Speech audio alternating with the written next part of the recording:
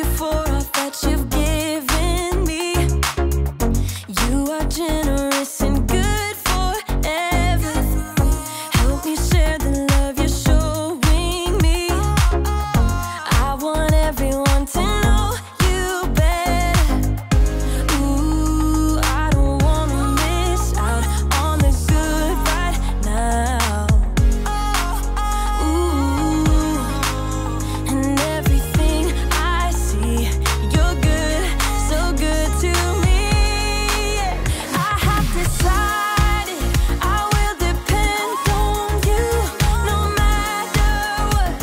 That's what I choose. I have decided I will depend on you no matter what. That's what I choose.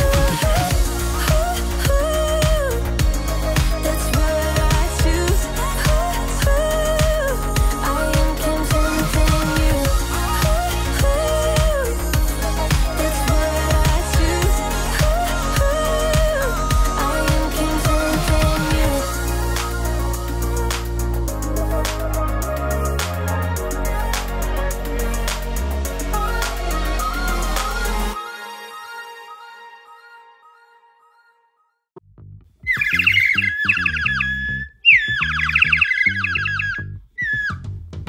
Oh, hey guys. Just doing a spot of bird watching here. Welcome to Story Lab.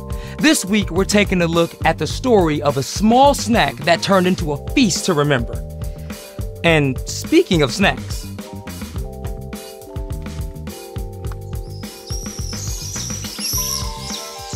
oh, that's so pretty. No.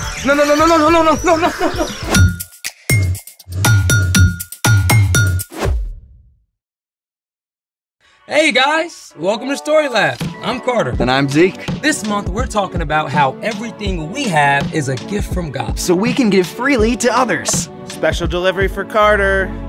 It's here. Carter?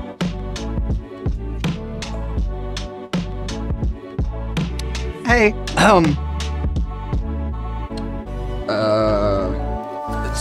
so today,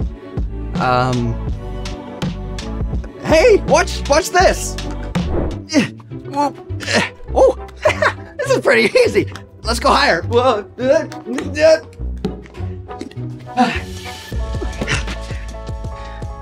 are you doing? You left me hanging here. Sorry, man. Look, I'm just so excited about this gift that I ordered for my little cousin. Well, let's see. Well, see, his family is going on this epic road trip to the national parks, and I just wanted him to have something fun to take a picture with at each stop. Oh, cool, like a superhero action figure or a giant candy bar or a pigeon? A pigeon. You mean a rat of the sky? First off, rude. And second, this isn't just any pigeon. This is a homing pigeon. Humans and homing pigeons have a very special relationship. What do you mean?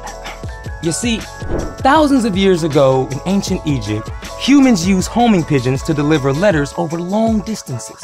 So, bird mail? Yep.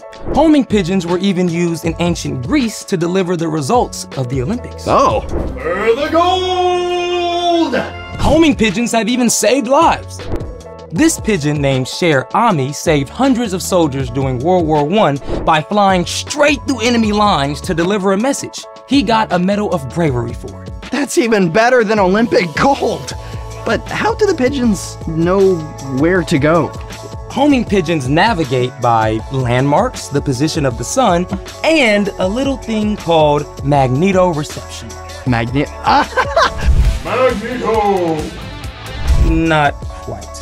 Magnetoreception means homing pigeons can sense the magnetic field of the Earth and use it for direction. They can be trained to carry a message to a specific place hundreds of miles away. Wow. Who knew pigeons were so cool? This is definitely the right road trip companion for your cousin. Hey, let's take our own road trip first. I don't think we have time for that in one episode. I have a plan. Well then, let's do it! Time for our own virtual road trip with a little movie magic.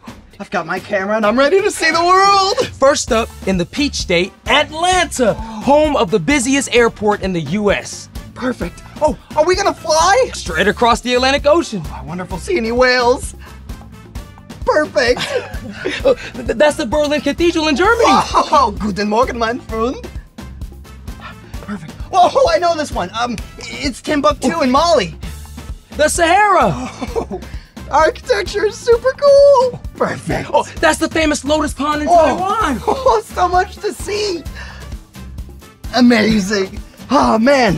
Who knew a gifted pigeon could make such a cool and fun side quest? Speaking of giving, it's time for...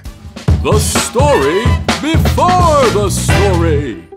Today, we're in the book of 1 Kings, which picks up right where 2 Samuel leaves off, at the end of King David's life. Everything had started off great with the glorious reign of David's son, King Solomon. But toward the end of Solomon's life, things began to fall apart. A short time later, the kingdom split in two. After that, most of the kings who ruled God's people were kind of terrible. And King Ahab was one of the worst. He led the people far from God. So, God raised up a prophet named Elijah. Elijah warned that because Ahab had turned away from God, the land would experience a time of no rain. Which is where our story starts. Take it away. Hey everybody, I'm Brian, and I gotta set the scene for today's epic story. See, King Ahab had been an absolute train wreck for Israel, leading the people to worship the false god Baal. But then Elijah showed up to confront him. I serve the Lord. He is the God of Israel. You can be sure that there won't be any dew or rain on the whole land during the next few years. It won't come until I say so. You impertinent knave. As you can imagine, Ahab was not happy with Elijah. The false god Baal was supposed to control the weather, and when all the rain stopped, it meant that the one true God was more powerful than Baal. Elijah needed to escape from Ahab's anger, so God sent Elijah east to hide in a place called the Kerith Valley. God said, You will drink water from the brook. I have directed some ravens to supply you with food. So during the time of no rain, Elijah drank from the stream and received his food from a flock of ravens every morning and every evening. You might call his meal delivery service Bird Dash. But meanwhile, outside Elijah's hidden valley, the land was in trouble. With no rain, wells began to dry up. The crops failed. Life was hard for everyone, but especially for a widow in the town of Zarephath. Gather sticks and fan the flame. Bread's all gone. Who's to blame? Now, at this time, if a woman's husband died, she had no way to support herself or her children, and during a time of famine, survival was nearly impossible. I mean, this widow was in desperate trouble. The drought was so bad that even Elijah's brook finally dried up. God told him, Go right away to Zarephath. I have directed a widow there to supply you with food. Okay, now if I was Elijah, I would have a lot of questions. First off, Zarephath was in enemy territory. Second, Zarephath was about 85 miles away. And third, as we've seen, a widow would be the last person to have extra food to share. But Elijah trusted God, and he made the long, hot journey. And when Elijah arrived, he found the widow gathering sticks for firewood. I've been traveling for days, and I'm so thirsty. Would you bring me a little water? Well, yes. All right. As the widow started to leave, Elijah called out, Please bring me a piece of bread, too. Now, we know the widow had almost nothing. This was a big ask. I don't have any bread. All I have is a small amount of flour and a little oil. I'm gathering sticks to take home for a fire. Then I'll make one last meal for me and my son. And after that, well... The widow had no way to get more flour or more oil, so she and her son had no chance of survival. But Elijah knew what God had told him. Don't be afraid. Go home and make some bread. Bring me a small loaf, and then you and your son eat the rest. The Lord says the jar of flour will not be used up.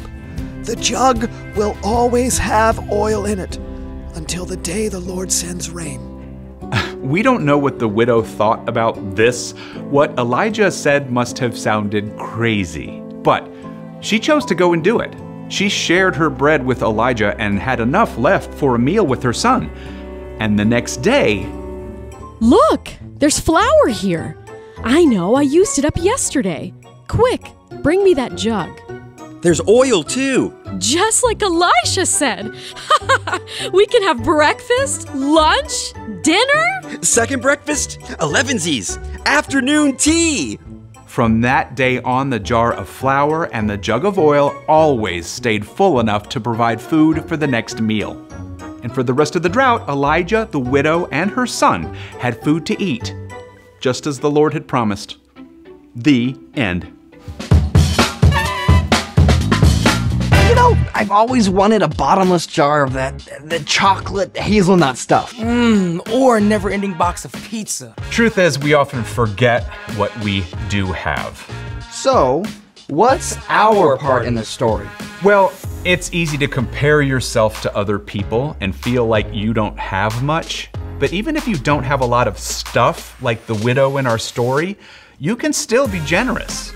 And generosity is making someone's day by giving something away. That rhymes. Yeah. No matter who you are, God has given you things that you can share with others. That could be food. Like if your friend forgot their lunch and you share half your sandwich with them. Or you gave your extra water bottle to a teammate at soccer practice. Often though, what you have to give is more than food.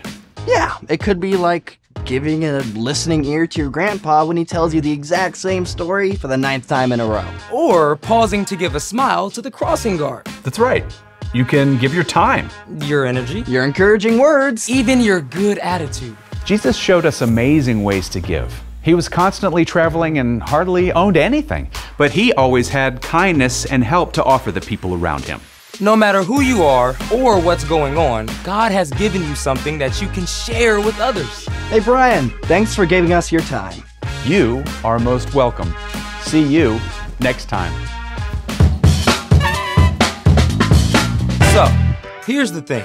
You always have something to give. Hey, you want to help me arrange the photos from our trip? You know it. Georgia is first. Okay. Was Taiwan before or after Germany? Thanks for joining us in the Story Lab. See you next time. I think Germany was first. Or was it after? See, I can't take you seriously. What do you mean?